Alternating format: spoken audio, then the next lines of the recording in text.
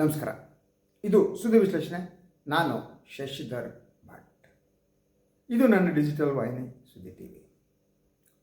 ಮುಖ್ಯಮಂತ್ರಿ ಸಿದ್ದರಾಮಯ್ಯ ಇವತ್ತು ಕೇರಳದಲ್ಲಿದ್ದರು. ನಿನ್ನೆ ಸಂಜೆ ಅವರು ಕೇರಳವನ್ನು ತಲುಪಿದರು. ನಾರಾಯಣ ಗುರು ಸಂಬಂಧಪಟ್ಟಂತಹ ಕಾರ್ಯಕ್ರಮ. ನಾರಾಯಣ ಗುರುಗಳ ಸಂಬಂಧಪಟ್ಟ ಹಾಗೆ ಸಿದ್ದರಾಮಯ್ಯ ಭಾಗವಹಿಸುತ್ತಿರುವ ಎರಡನೇ ಕಾರ್ಯಕ್ರಮ ಇದು. ಇದಕ್ಕೆ ಭಾಳ ಮಹತ್ವ ಇದೆ. ಏನು ಮಹತ್ವ ಇದೆ, ಯಾಕೆ, ಏನು, ಇದರ ಹಿನ್ನೆಲೆ ಏನು ಎಲ್ಲ ತಮಗೆ ನಾನು ತಿಳಿಸ್ಕೊಡೋದಕ್ಕೆ ಟ್ರೈ ಮಾಡ್ತೀನಿ. ತಿರುವನಂತಪುರದ ಏರ್ಪೋರ್ಟಲ್ಲಿ ಸಿದ್ದರಾಮಯ್ಯವ್ರಿಗೆ ಅದ್ಧೂರಿಯಾದ ಸ್ವಾಗತವನ್ನು ನೀಡಲಾಯಿತು. ಅಲ್ಲಿ ಕಥಕ್ಕಳಿಯ ಕಲಾವಿದರಿದ್ದರು, ಡೋಲು ಬಡಿಯುವವರಿದ್ದರು, ಭಾರಿ ಸಂಖ್ಯೆಯಲ್ಲಿ. ಸಿದ್ದರಾಮಯ್ಯ ಭಾಳ ಸಂದರ್ಭದಲ್ಲಿ ನಗದು ಕಡಿಮೆ ಅವರು. ಬಟ್ ಆ ಸ್ವಾಗತವನ್ನು ನೋಡಿ ಅವರ ಮುಖದಲ್ಲಿ ಕೂಡ ನಗು ಬಂದಿತ್ತು. ಹಾಗೆಯೇ ಕೇರಳ ಮುಖ್ಯಮಂತ್ರಿ ಪಿಣರಾಯಿ ವಿಜಯನ್ ಅವರನ್ನು ಕೂಡ ಸಿದ್ದರಾಮಯ್ಯ ಭೇಟಿ ಮಾಡಿದರು. ಇಬ್ಬರ ಮುಖದಲ್ಲೂ ಮಂದಹಾಸ ಇತ್ತು. ಯಾಕೆಂದರೆ ಭಾಳ ಜನ ಅಂದುಕೊಂಡ ಹಾಗೆ ಇಬ್ಬರ ನಡುವೆ ಜಗಳ ಆಗ್ಬಿಟ್ಟಿದೆ, ಈ ಕೋಗಿಲು ವಿಚಾರದಲ್ಲಿ ಮುಖ ನೋಡಲ್ವೇನೋ, ಮಾತಾಡಲ್ವೇನೋ. ಬಟ್ ರಾಜಕಾರಣಿಗಳು ಹಾಗಿರಲ್ಲ. ಇಶ್ಯೂ ಬೇಸ್ಡ್ ಟೀಕೆಗಳನ್ನು ಮಾಡಿದರೆ ವೈಯಕ್ತಿಕ ಸಂಬಂಧಗಳನ್ನು ಅವರು ರಾಜಕೀಯಕ್ಕೆ ಮಿಕ್ಸ್ ಮಾಡಲ್ಲ. ಇವನ್ ಬೇರೆ ಬೇರೆ ರಾಜಕೀಯ ಪಕ್ಷದಲ್ಲಿದ್ದವರ ನಡುವೆ ಕೂಡ ಒಂದು ಸಂಬಂಧ ಇರುತ್ತೆ, ಕೆಲವ್ರ ಜೊತೆ ಪ್ರೀತಿ ಇರುತ್ತೆ. ಇರುವೆ ಕಾರ್ಯಕ್ರಮ ಅದ್ಧೂರಿಯಾಗಿ ನಡೀತು.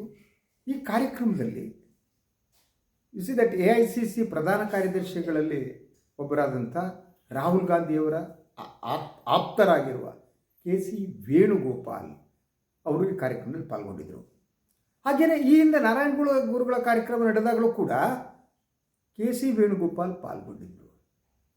ಸಿದ್ದರಾಮಯ್ಯ KC ವೇಣುಗೋಪಾಲ್ ಜೊತೆ ಮಾತನಾಡಲು ಭಾಳ ಹೊತ್ತು.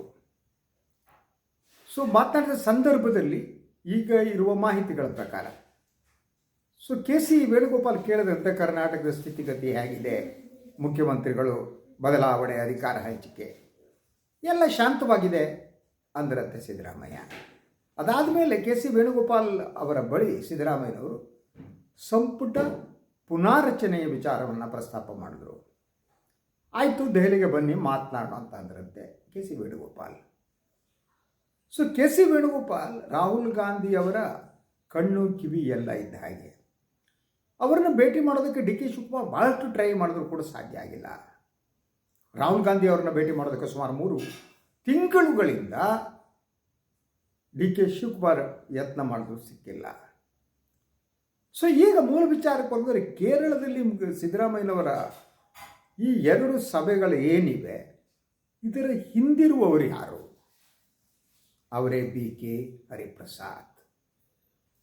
BK ಹರಿಪ್ರಸಾದ್ ಸೈದ್ಧಾಂತಿಕ ರಾಜಕಾರಣಿ. ಅವರು ಆಗಾಗ ತಮ್ಮ ನಿಲುಮೆಯನ್ನು ಬದಲಿಸಲ್ಲ. RSSನ ಕಟು ಟೀಕಾಕಾರರು. ಸಂಘ ಪರಿವಾರದ ಮೇಲೆ ಸದಾ ದಾಳಿಯನ್ನು ಮಾಡುವಂಥವರು. ಕಾಂಗ್ರೆಸ್ ಪಕ್ಷದ ಸೈದ್ಧಾಂತಿಕ ನಿಲುಮೆ ಏನಿದೆ ಅದನ್ನು ಆಗಾಗ ಪ್ರಚುರಪಡಿಸುವವರು. ಅಷ್ಟೇ ಅಲ್ಲ, ಇಂದಿರಾ ಗಾಂಧಿಯವರ ಕಾಲದಿಂದ ದೆಹಲಿ ರಾಜಕಾರಣದಲ್ಲಿ ಬೇರು ಬಿಟ್ಟವರು BK ಹರಿಪ್ರಸಾದ್. ಅವರು ನೇರವಾದ ಚುನಾವಣೆಯಲ್ಲಿ ಗೆಲ್ಲದೆ ಇರಬಹುದು. ಬೆಂಗಳೂರು ದಕ್ಷಿಣದಲ್ಲಿ ಅವರು ಪಾರ್ಲಿಮೆಂಟ್ಗೂ ನಿಂತಿದ್ದರು. ಆದರೆ ಕಾಂಗ್ರೆಸ್ ಪಕ್ಷದ ಸಂಘಟನಾತ್ಮಕ ಕಾರ್ಯಗಳಲ್ಲಿ ಅವರು ನಿಸ್ಸೀಮರು. ಹೀಗಾಗಿ ಆಗಾಗ ಅವರು ಬೇರೆ ಬೇರೆ ರಾಜ್ಯಗಳ ಉಸ್ತುವಾರಿಯಾಗಿಯೂ ಕೆಲಸ ಮಾಡ್ತಾ ಇದ್ದಾರೆ, ಕನಿಷ್ಠ ಒಂದು 3-4 ದಶಕಗಳಿಂದ. ಈಗಲೂ ಕೂಡ ಅವರು ರಾಜ್ಯವೊಂದರ ಉಸ್ತುವಾರಿ ಆಗಿದ್ದಾರೆ. ಹೀಗಾಗಿ ಹೈಕಮಾಂಡ್ ಜೊತೆಗೆ ಅವರದ್ದೇ ಆದಂತಹ ಒಂದು ಸಂಪರ್ಕ ಸಂಬಂಧ ಎಲ್ಲವೂ ಇದೆ. ಅವರ ಸ್ನೇಹಿತರು ಹೈಕಮಾಂಡ್ನಲ್ಲಿದ್ದಾರೆ. ಇಂತಹ ಹರಿಪ್ರಸಾದ್ ದೆಹಲಿ ರಾಜಕಾರಣದಿಂದ ಕರ್ನಾಟಕದ ರಾಜಕಾರಣಕ್ಕೆ ಬಂದರು, MLC ಆದರು. ಯಾವಾಗ ಕರ್ನಾಟಕದಲ್ಲಿ ಕಾಂಗ್ರೆಸ್ ಪಕ್ಷ 136 ಸ್ಥಾನಗಳನ್ನು ಗೆದ್ದು ಅಧಿಕಾರಕ್ಕೆ ಬಂತು, ಆಗ ಎಲ್ಲರ ನಿರೀಕ್ಷೆ ಸರಳವಾಗಿತ್ತು, BK ಹರಿಪ್ರಸಾದ್ ಸಚಿವ ಸಂಪುಟದಲ್ಲಿ ಇರ್ತಾರೆ ಅಂತ. ಅವರನ್ನು ಸಂಪುಟದಲ್ಲಿ ಇಟ್ಟುಕೊಳ್ಳುವುದು ನ್ಯಾಯಬದ್ಧವಾಗಿತ್ತು. ಅಷ್ಟು ಹಿರಿಯ ನಾಯಕ, ಅದರ ಜೊತೆಗೆ ಬದ್ಧತೆ ಇರುವ ನಾಯಕ, ಬಿ ಜೆ ಪಿಯನ್ನು ಎದುರಿಸುವುದಕ್ಕೆ ಯಾವ ದೃಷ್ಟಿಯಿಂದಲೂ ಹಿಂದೆ ಮುಂದೆ ನೋಡದೆ ಎದೆ ಉಬ್ಬಿಸಿ ಮುನ್ನುಗ್ಗುವ ನಾಯಕ. ಆದರೆ ಈ ಲೆಕ್ಕಾಚಾರಗಳಲ್ಲಿ ಸಿದ್ದರಾಮಯ್ಯ, ಡಿ ಕೆ ಶಿವಕುಮಾರ್ ಅವರ ಲೆಕ್ಕಾಚಾರದಲ್ಲಿ ಆಶ್ಚರ್ಯಕರ ರೀತಿಯಲ್ಲಿ ಬಿ ಕೆ ಹರಿಪ್ರಸಾದ್ ಹೊರಗುಳಿದರು. ಹಾಗೆ ನೋಡಿದರೆ ಈ ಹಿಂದಿನ ಟರ್ಮ್ನಲ್ಲಿ ಅವರು ವಿಧಾನ ಪರಿಷತ್ತಲ್ಲಿ ಕಾಂಗ್ರೆಸ್ ಪಕ್ಷದ ನಾಯಕರಾಗಿದ್ದವರು, ಅವರಿಗೆ ಅವಕಾಶ ಸಿಗಲೇ ಇಲ್ಲ. ಹರಿಪ್ರಸಾದ್ ಬೇಸರಗೊಂಡರು. ಸೊ ಯಾಕೆ ತಪ್ಪಿತು ಅಂತ ಮೊದಲು ಕೆಲವು ದಿನಗಳ ಸಿದ್ದರಾಮಯ್ಯ ತಪ್ಪಿಸಿದ್ರು ಇದನ್ನು ಅಂತ ಹೇಳಲಾಗ್ತಾ ಇತ್ತು.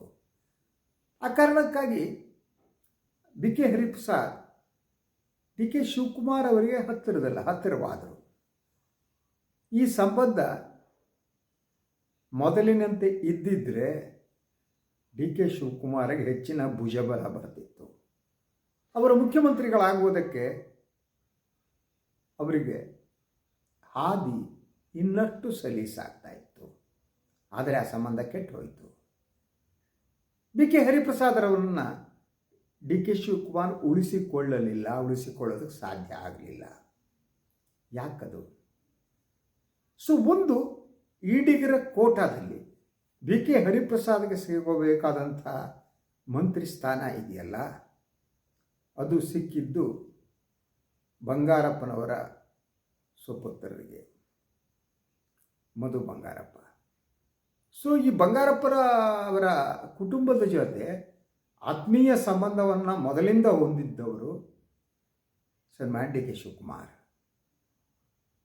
ಸೊ ಬಂಗಾರಪ್ಪನವರ ಕಾರಣದಿಂದಾಗಿಯೇ ಡಿ ಕೆ ಶಿವಕುಮಾರ್ ಮೊದಲು ಮಂತ್ರಿ ಆದದ್ದು ಕೂಡ ಇತ್ತು. ಆ ಕೃತಜ್ಞತೆ ಅವರಲ್ಲಿ ಇತ್ತೋ ಗೊತ್ತಿಲ್ಲ. ಸೊ ಡಿ ಕೆ ಶಿವಕುಮಾರ್ ಅವರ ಬೆಂಬಲದಿಂದ ಸುಲಭವಾಗಿ ಬಂಗಾರಪ್ಪನವರ ಪುತ್ರ ಮಧು ಬಂಗಾರಪ್ಪ ಮಂತ್ರಿ ಆಗ್ಬಿಟ್ರು. ಈಡಿಗ ಕೋಟ. ಸೊ ಹರಿಪ್ರಸಾದ್ಗೆ ಮಂತ್ರಿ ಸ್ಥಾನ ತಪ್ಪಿತು. ರಾಜಕಾರಣದಲ್ಲಿ ಎಲ್ಲಿ ಕೃತಜ್ಞತೆ ಇರಬೇಕು, ಎಲ್ಲಿ ಕೃತಜ್ಞತೆ ಇರಕೂಡದು ಅನ್ನೋದು ಭಾಳ ಮುಖ್ಯವಾದ್ದು. ಸೊ ರಾಜಕಾರಣ ಅನ್ನುವುದೇನಿದೆ ಅದು ಎಮೋಷ್ನಲ್ ಆದ ವಿಚಾರ ಅಲ್ಲ. ಆದರೆ ಕೆಲವು ಸಂದರ್ಭದಲ್ಲಿ ಎಮೋಷ್ನಲ್ ಆದದ್ದು ಕೂಡ. ಅದರ ಜೊತೆಗೆ ಅದೊಂದು ಲೆಕ್ಕಾಚಾರ ಇರಬೇಕು ಅಂತ. ರಾಜಕೀಯ ಲಾಭ ನಷ್ಟದ ಮೇಲೆ ನಿಂತಿರುತ್ತೆ. ಯಾವಾಗ ಒಬ್ಬ ರಾಜಕಾರಣಿ ಎಮೋಷ್ನಲ್ ಆಗಿ ಕೆಲಸ ಮಾಡೋಕ್ಕೆ ಶುರು ಮಾಡ್ತಾನೋ ಆತ ತನ್ನ ದಾರಿ ಏನಿದೆಯಲ್ಲ, ತನ್ನ ಗುರಿ ಏನಿದೆಯಲ್ಲ, ಅದನ್ನು ತಲುಪೋಕೆ ಸಾಧ್ಯ ಆಗಲ್ಲ.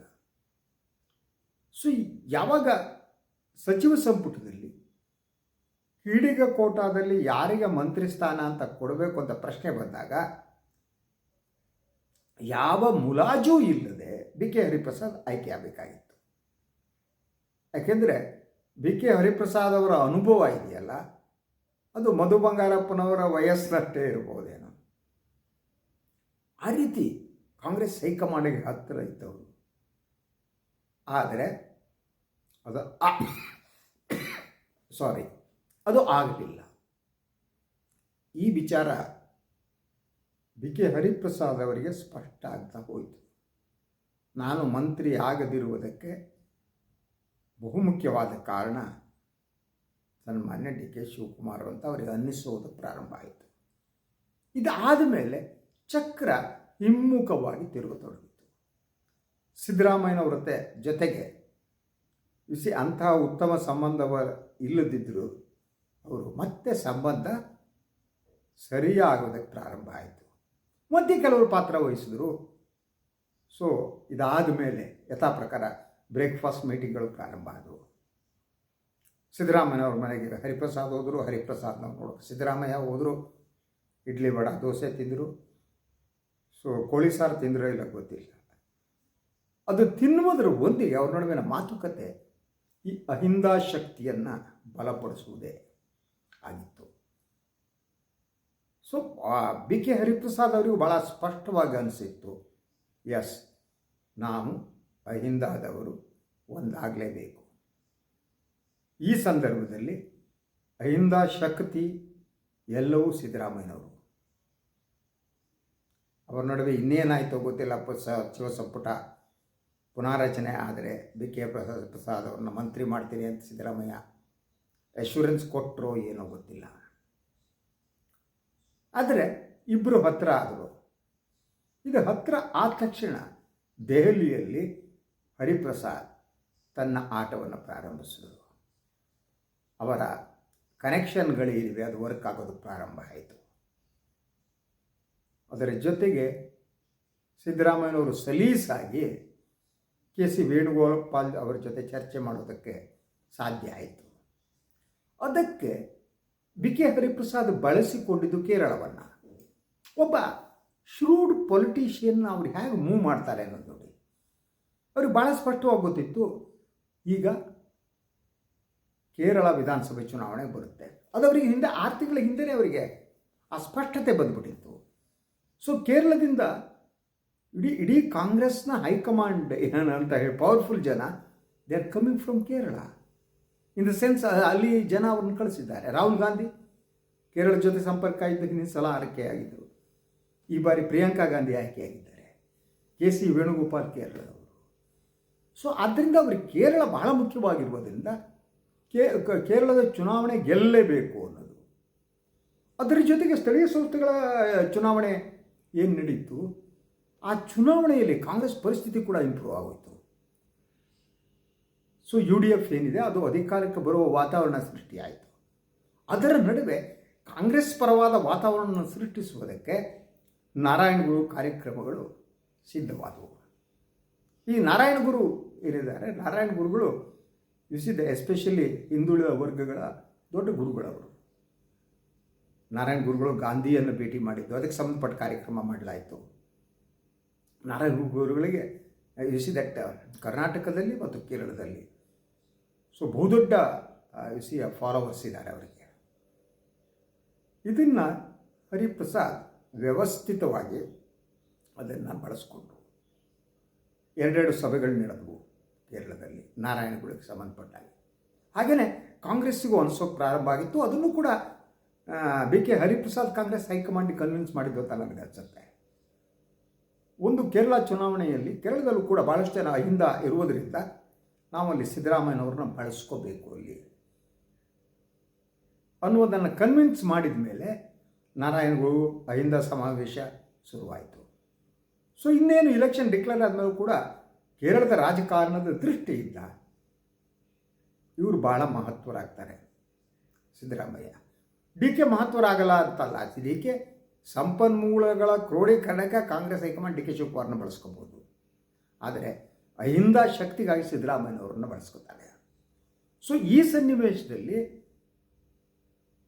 ದಟ್ ಡಿ ಕೆ ಶಿವಕುಮಾರ್ ಅವರ ಕನಸಿದೆಯಲ್ಲ, ಆ ಕನಸು ತಕ್ಷಣ ಈಡೇರುತ್ತೆ ಅಂತ ಹೇಳೋದು ಕಷ್ಟ. ವಿಲ್ ಹ್ಯಾವ್ ಟು ವೇಟ್ ಅಂತ ನನಗೆ ಅನಿಸುತ್ತೆ. ಆದರೆ ಸೊ ಡಿ ಕೆ ಶಿವಕುಮಾರ್ ಮಾಡಿದ ತಪ್ಪು ಅಂದರೆ ಬಿ ಕೆ ಹರಿಪ್ರಸಾದ್ ಅವರನ್ನು ಹತ್ತಿರ ಉಳಿಸಿಕೊಳ್ಳುವುದಕ್ಕೆ ಸಾಧ್ಯ ಆಗದೇ ಇದ್ದು.